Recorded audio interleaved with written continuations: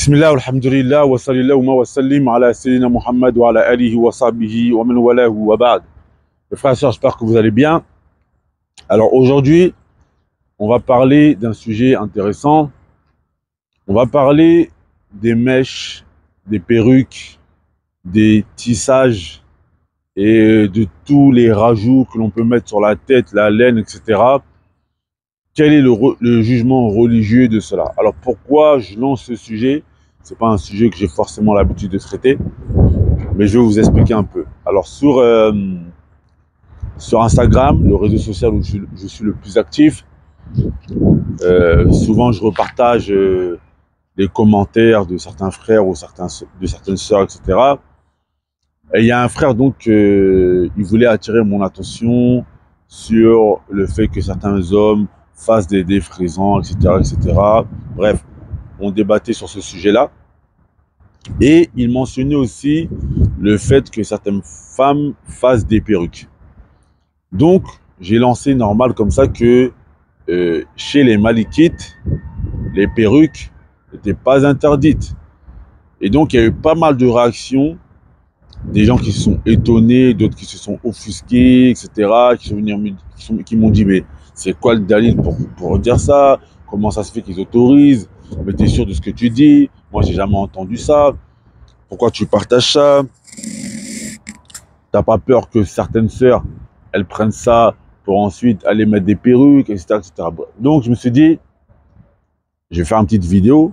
En fait, on me l'a demandé de faire une vidéo parce que j'avais expliqué après en story. On m'a dit, fais une vidéo, comme ça, ce sera beaucoup plus explicite sur les avis des différentes écoles de jurisprudence sur le sujet. Et en fait, le problème à la base, avant que l'on rentre dans le vif du sujet, le problème, c'est que pour beaucoup d'entre nous, nous avons une très mauvaise éducation religieuse en termes de jurisprudence. On a pris la jurisprudence, le fiqh, en désordre. Le problème, c'est que nous, on voit un hadith, on le prend en surface. Le prophète sallallahu alayhi wa sallam, il a dit telle ou telle chose. Nous, on fait notre effort d'interprétation comme si on était des mujtahid. On prend le hadith en surface. Alors que ce qu'il faut faire, c'est de revenir à la compréhension de l'école de jurisprudence que l'on suit.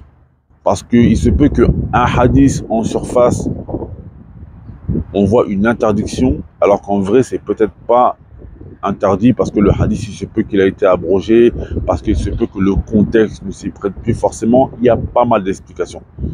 Et donc, c'est là que les écoles de jurisprudence viennent nous faciliter le travail en nous donnant les explications des choses que nous, on ne comprendrait pas forcément. Pour revenir à ce hadith justement, où le prophète sallallahu alayhi wa sallam, il a dit « La'ana Allahu al-wasilata wal-mutawassila » Allah azza wa jalla a maudit celle qui met des rajouts à ses cheveux, etc.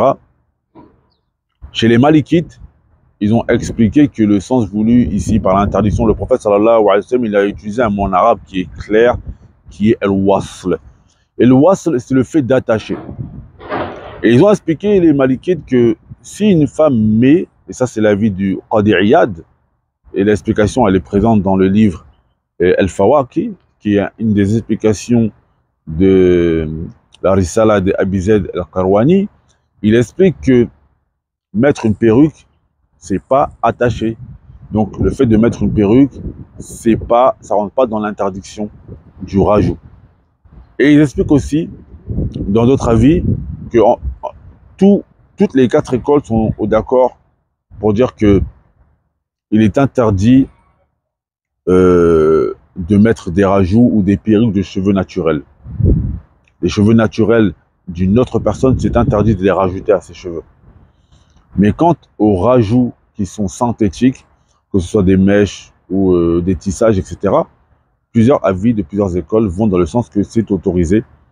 Parce que le prophète sallallahu alayhi wa sallam de la hadith, il parle de al-was. Donc là, chez les Malikites, on voit que les rajouts synthétiques ou les perruques synthétiques aussi, c'est autorisé. Chez les Shafi'ites, eux, ils disent que les rajouts synthétiques ou les perruques, etc., si c'est pour la femme célibataire, ce n'est pas autorisé, Mais pour celle qui est mariée, c'est autorisé avec l'accord de l'époux. Chez les Hanbalites, ils vont un peu plus loin. Chez les Hanbalites, ils parlent du fait, ils disent que les rajouts avec la laine, c'est autorisé si ça ne dépasse pas la taille des vrais cheveux. Et ils disent que si ça dépasse la taille des vrais cheveux, alors dans ce cas de figure-là, c'est soit détestable ou interdit. Et vous pouvez retrouver cette explication dans El-Mourni de Ibn Qudama. Et chez les Ahnaf, ils ont un avis même qui autorise les cheveux naturels, mais ils disent que c'est détestable. Ils disent que c'est détestable. Donc, ça, c'est à peu près les avis qu'on a dans les différentes écoles. Mais voilà, pour revenir, en vérité, le vrai problème, mes frères et sœurs, c'est que on a pris, pour beaucoup d'entre nous, la jurisprudence en désordre. Il faut revenir à la compréhension des peu prédécesseurs, justement, des 4 écoles. Je vais vous donner une anecdote pour finir. Moi, je me rappelle, avant, j'apprenais les ablutions à mon fils, où je voyais mon fils faire les ablutions. Et des fois, quand il passait l'eau sur sa tête, il faisait juste ça, et après, il s'arrêtait. Et moi, à chaque fois, je lui disais, non, fais comme ça. Tu reviens, tu pars derrière, tu reviens devant. Et en étudiant le fiqh shafi'i ici en Égypte, eh ben, je me suis rendu compte que dans le fiqh de l'imam Shafi'i, yakfi ba'd al-ras, mashu ba'd al-ras. Juste passer de l'eau comme ça passe. Et donc je me suis rendu compte que j'interdisais à mon fils en fait une chose qui était autorisée.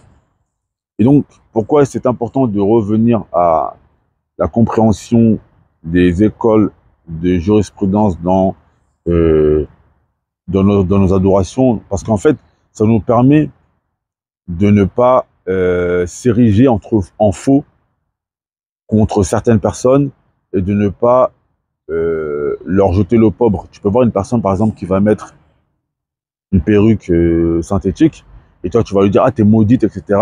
Le prophète Hassan il a maudit, etc. Mais en vérité elle, il se peut qu'elle a pris un avis parmi les avis de ces écoles de jurisprudence. Donc c'est pour ça qu'il est important d'apprendre, parce que le fait d'apprendre justement fait que on va avoir ce comportement que l'on doit adopter lors des divergences. Voilà mes frères et sœurs pour cette vidéo. J'espère qu'elle a été concise et qu'Allah vous préserve. Wassalamu alaikum wa rahmatullahi wa barakatuh.